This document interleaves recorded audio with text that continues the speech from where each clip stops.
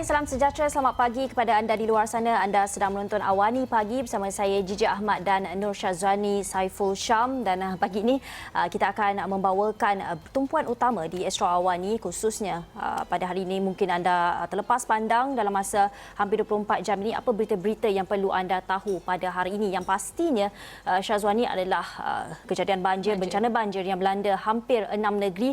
Saya kira mungkin sekarang sudah 5 negeri kerana penurunan mangsa-mangsa yang berada di PPS ketika ini, tetapi itu tidak bermakna bahawa kita boleh menarik nafas lega, kerana kalau anda boleh tengok ini antara amaran yang dikeluarkan oleh Jabatan Meteorologi Malaysia Met Malaysia semalam yang mengeluarkan amaran cuaca buruk dan waspada dengan hujan lebat dijangka berlaku lagi di beberapa negeri seluruh negara. Dan Met Malaysia dalam kenyataan memaklumkan amaran cuaca buruk dengan hujan lebat berterusan diramal berlaku di Kelantan, membabitkan daerah Pasir Mas, Jeli, Tanah Merah, Macang, Kuala Krai dan Gua Musang. Dan kita tahu setakat ini di Kelantan hanya Gua Musang saja yang dilanda banjir, dan dengan adanya amaran ini kemungkinan kita jangkakan banjir akan menular atau dibawa ke Pasir Mas, Kuala Krai dan sebagainya.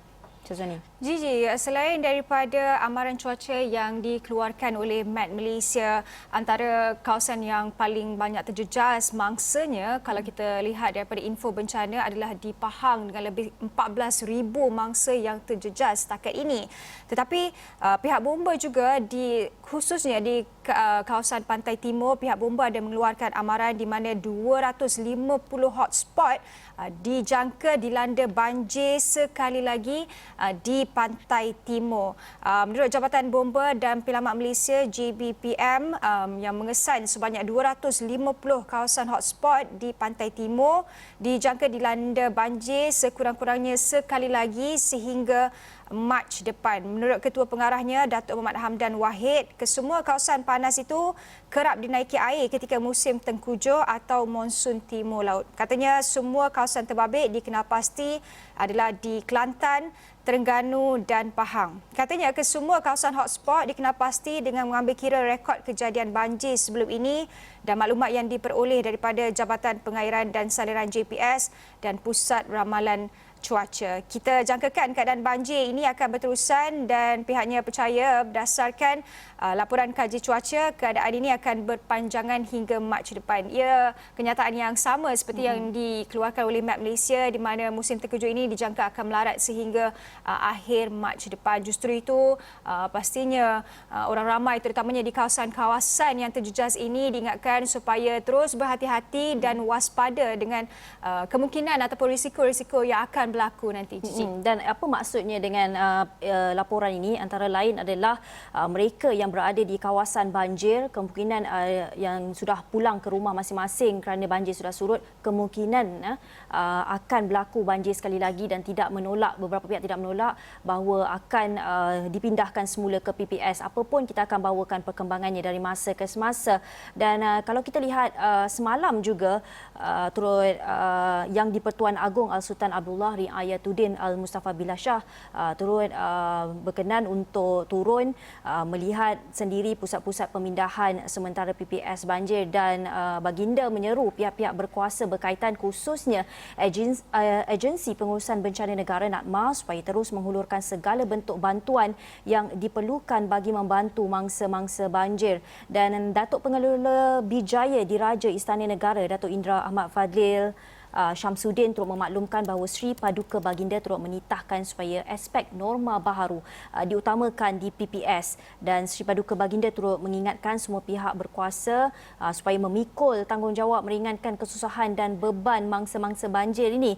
Dan katanya mengambil kira kenaikan mendadak kes positif COVID-19 di negara ini, Sri Paduka Baginda menitahkan supaya aspek norma baharu dan SOP untuk membendung penularan wabak COVID-19 menjadi keutamaan di semua PPS dan diamalkan oleh semua petugas dan mangsa banjir. Itu kita dapat lihat di paparan muka hadapan akhbar. Syazwani. Kalau kita boleh lihat semalam juga tular juga sebenarnya Gigi yang di-Pertuan Agong dan juga Raja Permaisuri Agong Tunku Azizah Aminah Maimunah Iskandariah sebenarnya semalam menzahirkan apabila melawat mereka berdua sendiri turun padang dengan meredah banjir, Gigi. Ini juga paparan daripada New Straits Times.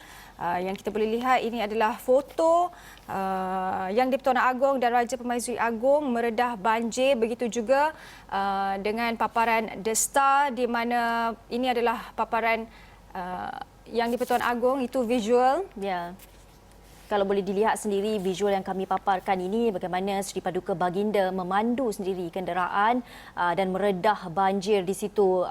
Baginda berdua berkenan meluangkan masa menyantuni mangsa-mangsa banjir yang berada di PPS dan mengurniakan sumbangan kepada mereka bagi meringankan beban yang ditanggung. Begitu juga dengan paparan utama di The Star, di mana Yang di-Pertuan Agong dilihat melawat kawasan-kawasan yang terjejas. Dan pada masa sama, saya kira pastinya Yang di-Pertuan Agong dan Raja Pemaisuri Agong menghulurkan bantuan kepada mereka-mereka yang terjejas. Itu cerita orang kata membawa semangat ataupun memberi perkabaran baik bahawa mangsa terjejas ini diberikan perhatian sepenuhnya, ya Gigi. Ini juga timbul juga satu cerita di mana mangsa banjir tidak penting diri, tetap bantu pengguna jalan raya yang terkandas. Cerita ini adalah yang berlaku di Kampung Jeruas di Segeraup, kira-kira 225 kilometer, yang mempamerkan semangat Malaysia prihatin yang tinggi, ya Gigi, apabila mereka sedaya upaya untuk membantu pengguna jalan raya yang terkandas akibat jalan ditenggelami air, walaupun rumah mereka sendiri dilanda banjir. Ini cerita seorang mangsa, Zazali Nawi, 46 tahun, yang berkata dia sekeluarga terkandas bersama-sama puluhan pengguna jalan raya yang lain sejak petang Ahad selepas sebahagian laluan dinaiki air. Selain tidak boleh berpatah balik kerana dimaklumkan banyak jalan telah ditutup kepada lalu lintas. Malah Zazali juga yang dalam perjalanan pulang dari Besut, Terengganu ke ibu negara berkata paling menyentuh hatinya ialah apabila seorang penduduk memberitahu laluan alternatif menggunakan jalan kampung dan ladang kelapa sawit sudah boleh diredah dengan kenderaan pacuan 4 roda sekitar jam 4 petang. Saya kira perkongsian ini agak menggembirakan sedikitlah Gigi, kerana walaupun mangsa-mangsa banjir ini terjejas tetapi mereka tidak melupakan orang lain. Walaupun mereka sendiri perlu menyelamatkan diri, perlu menyelamatkan barangan dan keperluan harian mereka, tetapi pada masa sama tetap membantu dan menghulurkan bantuan bagi yang memerlukan. Sikap Malaysia prihatin inilah Gigi. Saya kira yang merapatkan, mengutuhkan lagi hubungan sesama sendiri. Ya, dalam masa yang sama kita harapkan dia diteruskan. Kita tahu semangat anda yang menjadi mangsa banjir ni menurun. Ialah kita pun tengah ada krisis ekonomi, masing-masing pun mahu menghidupkan kembali perniagaan masing-masing. Kepada yang terkesan, datang pula banjir pada awal tahun ini dan semoga kita semua tabah menghadapinya dan kita harapkan banjir ini cepat surut dan cepat reda nanti. Dan kita nak bawakan perkembangan COVID-19 dalam negara. Tidak dilupakan angka-angka ini juga adalah satu angka yang penting dalam kita membawa waspada, meningkatkan waspada diri yang tinggi dalam kita berhadapan dengan musim hujan ketika ini, dalam mangsa banjir, berhadapan dengan kehidupan baru di PPS, kehidupan sementara di PPS itu. Dan Malaysia merekodkan 2027 kes harian baru COVID-19 dalam tempoh 24 jam lalu, menjadikan jumlah keseluruhan kes dalam Malaysia adalah 122,845 kes. Dan menurut Tan Sri Dr. Nur Hisham, daripada jumlah berkenaan sebanyak 2,011 jangkitan merupakan penularan dalam negara, manakala 16 lagi adalah kes import yang mendapat jangkitan dari luar negara. Dan kata beliau, jumlah kes aktif dengan kebolehjangkitan sekarang adalah 22,887 kes. Dan Dr. Nur Hisham turut memaklumkan Selangor melaporkan kes harian baru tertinggi iaitu 509 kes, diikuti oleh Johor sebanyak 428 kes dan Sabah 383 kes. Dan kalau kita lihat pertambahan 8 kes kematian COVID-19 menjadikan keseluruhan kita ada 509 kes kematian setakat ini. Dan juga kes sembuh tidak boleh dilupakan juga, sebanyak 1,221 kes sembuh semalam, menjadikan daripada 122,000 kes positif kita, 99,000 adalah kes sembuh. Gigi, dalam kita bercakap berkenaan statistik COVID-19 setiap hari, pastinya apa yang ditunggu-tunggu oleh rakyat Malaysia adalah berkenaan vaksin yang dijangka akan tiba bulan depan. Dan semalam, PAC ada bermesyuarat dengan beberapa kementerian yang terlibat, terutamanya MOSTI dan juga KKM. Dan difahamkan Jawatankuasa Kira-kira Wang Negara atau PAC berpuas hati dengan keterangan dan penjelasan yang diberikan kerajaan berkait perolehan dan penggunaan vaksin COVID-19. Pengurusnya Wong Kah-Wo berkata prosiding tersebut selari dengan hasrat Jawatankuasa itu dalam memastikan perbelanjaan kerajaan benar-benar telus demi manfaat rakyat secara keseluruhannya. Ini kerana kita faham Gigi, sebelum ini tular di media sosial bahawa ada yang mempertikaikan dana ataupun perbelanjaan vaksin ini dikatakan tidak jelas, dan Menteri MOSTI sendiri ada memberitahu bahawa ini adalah kerana akta kerahsiaan dan difahamkan berdasarkan mesyuarat semalam PAC setuju untuk berkompromi, dan PAC juga berkata tidak akan berkompromi dengan prinsip ketulusan dalam menjalankan tugasan dan dalam masa sama akan menjaga kepentingan negara sementara menghormati perjanjian yang telah dimeterai. Ya. Ini bermakna PAC faham bahawa kerahsiaan ini perlu ditetapkan. Dan dalam paparan berita harian juga Gigi masih lagi bercakap berkenaan vaksin COVID-19. Ini adalah tajuk utama berita harian di mana dikatakan PAC puas hati. Dan kalau kita lihat PAC juga mengambil maklum mengenai seperti yang Syazwani katakan non-disclosure agreement NDA itu antara kerjasama dengan syarikat pengeluar vaksin COVID-19, dan secara amnya NDA tidak sewajarnya mengekang tugas dan peranan PAC. Namun katanya dalam perkara ini PAC akan mengimbangi antara peranan PAC dalam melaksanakan penelitian dan dengan peruntukan NDA dalam perjanjian komersial yang sedia ada untuk memastikan tidak berlakunya sebarang pelanggaran perjanjian. Dan kita tahu sejak beberapa saya kira awal Disember dahulu kita pun sudah mendapatkan pandangan daripada Peguam sendiri, pakar undang-undang mengenai apa itu non-disclosure agreement berkenaan dengan vaksin COVID-19 ini. Antara lain adalah sekiranya Malaysia, negara kita melanggar perjanjian, kita berisiko untuk berhadapan dengan saman dan juga kerugian berjuta-juta ringgit kerana ini merupakan satu perjanjian antara negara dan juga syarikat pengeluar vaksin, dan PAC juga telah dimaklumkan mengenai perkara itu dan diharap kekeliruan di luar sana dapat dijelaskan secara telusnya ketika ini. Betul. Dan dalam masa yang sama kita bawakan perkembangan daripada Khairy Jamaluddin sendiri, Menteri Sains, Teknologi dan Inovasi, berkenaan dengan Jawatankuasa Khas Jaminan Akses Bekalan Vaksin atau JKJAV yang akan mengemukakan beberapa syur kepada Kabinet termasuk vaksinasi percuma kepada pekerja asing di Malaysia. Syazwani, apa perinciannya? Itulah Gigi. Ini kerana kalau kita dapat melihat semalam saja ada 11 kluster baru dan difahamkan kebanyakan kluster-kluster ini adalah daripada kluster tempat kerja. Dan apatah lagi sebelum ini kita juga dimaklumkan bahawa ujian saringan besar-besaran dilakukan dalam kalangan pekerja warga asing dan ia sekaligus secara tidak langsung mencatatkan peningkatan kes COVID-19 dalam kalangan warga asing. Dan seperti yang dikatakan oleh YB Khairy Jamaluddin, kegagalan memberi vaksin kepada pekerja asing hanya akan meningkatkan risiko kepada rakyat tempatan. Katanya ia belum dimuktamadkan lagi, tetapi pihaknya akan mengadakan mesyuarat dalam beberapa minggu lagi di mana pihaknya akan menjemput Kementerian Sumber Manusia, Kementerian Dalam Negeri dan Kementerian Luar. Mereka akan membincangkan untuk memberikan vaksin secara percuma kepada pekerja asing atau tidak, dan perkara itu kita telah bincangkan dalam mesyuarat Kabinet yang lalu dan Kabinet meminta JKJAV untuk membuat syur berkenaan. Jelasnya, sekiranya kerajaan mengenakan bayaran untuk suntikan vaksin kepada pekerja asing, kemungkinan besar mereka tidak akan tampil berbuat demikian memandangkan ia bukan perkara yang wajib.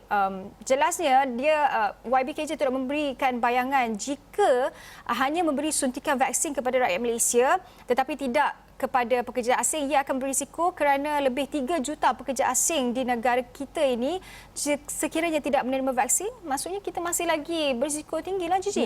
Dapat jangkitan itu dan itu adalah merupakan satu usul yang sangat baik saya kira, dan dalam masa yang sama kita kena melihat juga bahawa pekerja asing ini antara salah satu isu penularan jangkitan ini adalah tempat tinggal mereka yang dikatakan bersesak-sesak, dan mungkin itu perlu diselesaikan juga. Pemberian vaksin perlu juga dilihat kepada mereka kerana 3 juta pekerja asing ini merupakan satu angka yang besar juga, dan mereka kebanyakannya tinggal di kawasan ibu kota kerana melakukan merupakan pekerja-pekerja di tapak pembinaan kebanyakannya. Tapi itu semua kita akan lihat bagaimana perkembangannya, dan usul ini dia akan dibawa ke Kabinet.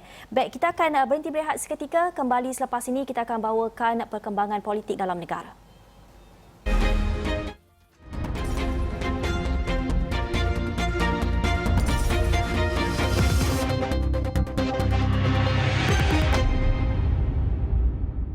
Ya, bertemu lagi dalam Awani Pagi. Seperti yang kami janjikan, ini perkembangan politik dalam negara sekitar jam 1 petang semalam. Ya, Syazwani, kita dikejutkan dengan berita pelucutan jawatan Tan Sri Anwar Musa sebagai Setiausaha Agung Barisan Nasional yang dikatakan berkuat kuasa serta-merta, dan semalam juga menurut sumber bahawa keputusan itu telah dibuat oleh Datuk Seri Ahmad Zahid Hamidi dalam satu mesyuarat, dan katanya ia disebabkan adalah kerana berkaitan isu penyatuan Melayu dan Islam yang pernah disuarakan oleh Ahli Majlis Tertinggi UMNO itu, mengenai yang tidak disenangi oleh ahli serta pemimpin akar umbi parti berkenaan. Dan sehubungan dengan itu, Tan Sri Anwar Musa juga ada memaklumkan dalam ucapannya di Twitter bahawa beliau akan mengadakan satu sidang media sekitar jam 1 atau 2 petang pada hari ini di Pejabat Kementerian Wilayah Persekutuan susulan pemecatan beliau sebagai Setiausaha Agung Barisan Nasional dan Muafakat Nasional. Menteri Wilayah Persekutuan itu mengesahkan perkara tersebut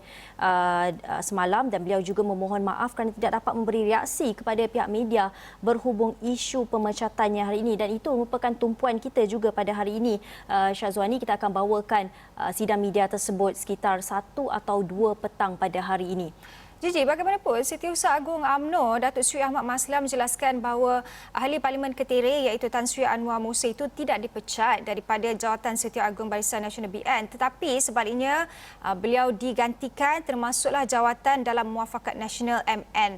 Tambah Ahmad Maslan, ia adalah perkara biasa di mana jawatan Setiausaha Agung dipegang oleh individu yang sama. Ini katanya beliau tidak dipecat, beliau diganti, dan kebiasaannya Setiausaha Agung UMNO juga sebagai Setiausaha Agung BN, dan saya kira itu katanya di antara sebab Anwar diganti dan Ahmad Maslan diberi tugas untuk menjadi Setiausaha Agung Muafakat Nasional. Presiden UMNO juga di hadapan ketua-ketua bahagian mengucapkan terima kasih atas khidmat yang diberikan Anwar yang sebelum ini menjadi Setiausaha Agung BN dan MN. Itu kata Ahmad Maslan semasa ditemui pihak media selepas mesyuarat UMNO ketua bahagian semalam. Dan daripada keputusan pemecatan ini juga, Gigi, kita dapat lihat bahawa parti komponen dalam Barisan Nasional itu sendiri, MCA, dikatakan terkilan dengan pemecatan Anwar Musa, dan MCA sebenarnya berkata bahawa keputusan tersebut sebagai satu parti komponen ia perlulah dicapai melalui konsensus, Gigi.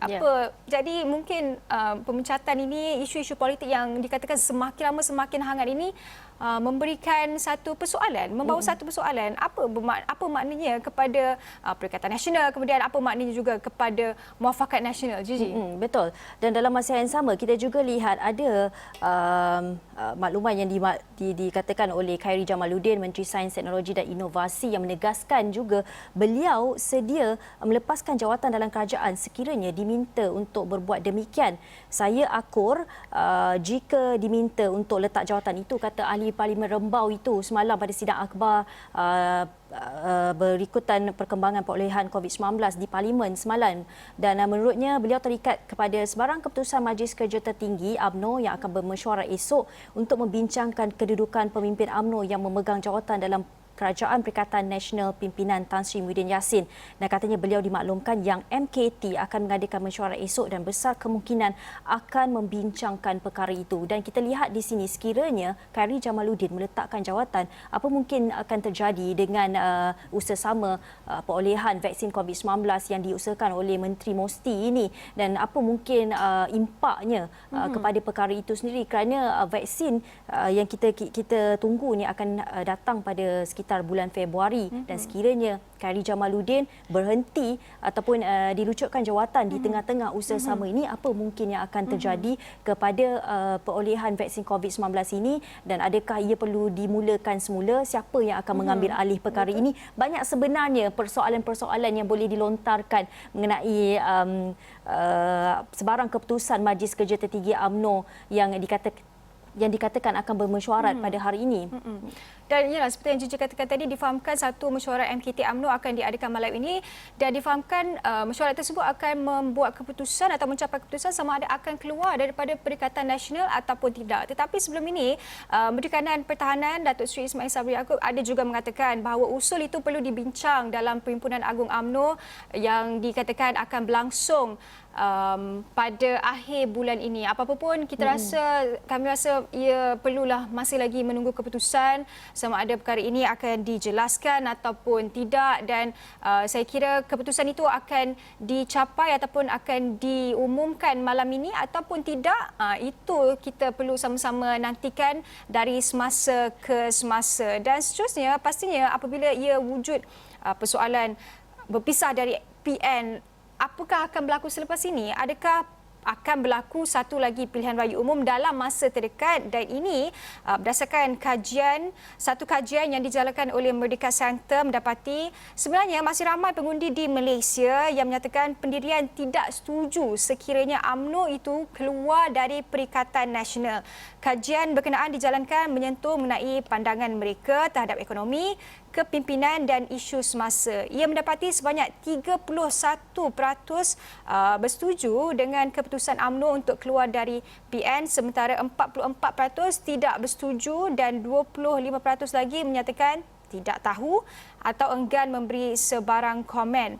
Berdasarkan sifat polarisasi dalam politik khasnya, dalam kalangan pengundi 31% setuju dengan keputusan UMNO untuk berpisah dengan Perikatan Nasional, manakala 44% tidak bersetuju. Menurut kenyataan itu lagi, kajian yang dikendalikan berdasarkan demografi etnik, akses kepada internet, umur dan jantina, pekerjaan, pendapatan bulanan serta kecenderungan politik. Jumlah responden yang menyatakan mereka tidak setuju UMNO berpisah dari PN kebanyakan terdiri daripada pengundi Melayu dengan 62% tidak setuju. Kalau kita lihat Gigi, 31% dan juga 44%, perbezaannya tidaklah jauh mana.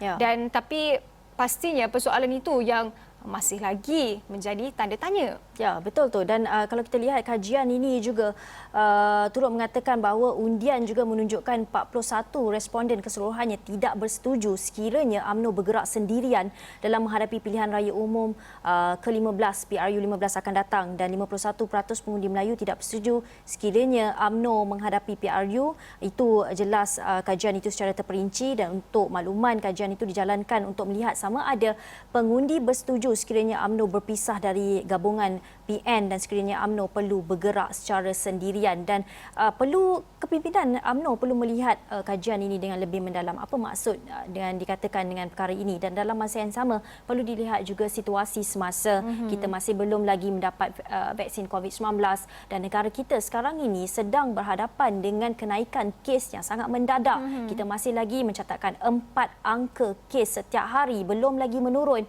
dan juga kematian setiap hari juga tinggi, lebih daripada 5, tidak seperti kebiasaannya. Dan bagaimana dengan keputusan yang dibuat oleh kepimpinan tertinggi ketika ini, pemimpin-pemimpin politik di luar sana akan memberi kesan kepada rakyat itu sendiri. Dan kalau dilakukan PRU15 yang mana kita pun dah menjalankan poll kita sendiri, kebanyakan saya kira lebih 60% tidak bersedia untuk pilihan raya umum itu sendiri, apa mungkin kesannya kepada negara kita secara keseluruhan, yang mana kita pun sedang berhadapan dengan krisis ekonomi ketika ini.